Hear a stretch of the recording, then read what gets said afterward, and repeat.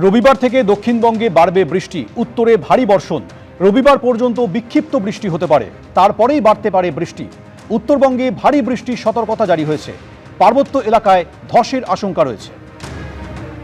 26 থেকে 28 তারিখের মধ্যে দক্ষিণবঙ্গের জেলাগুলিতে প্রধানত বিক্ষিপ্তভাবে হালকা থেকে মাঝারি ধরনের বৃষ্টিপাতের সম্ভাবনা, দু এক জায়গায় বজ্রবিদ্যুতের সম্ভাবনা থাকছে।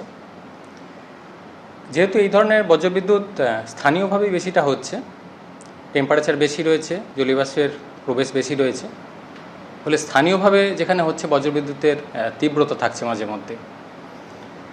সম্ভাবনা আরও বাড়বে 29 তারিখ থেকে পরবর্তী কয়েকদিন।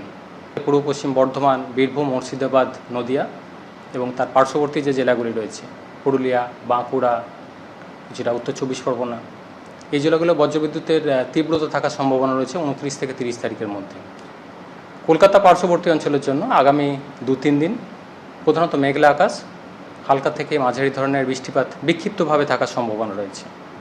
বৃষ্টিপাতের সম্ভাবনা কলকাতার জন্য বাড়বে 29 তারিখ থেকে পরবর্তী কয়েকদিন।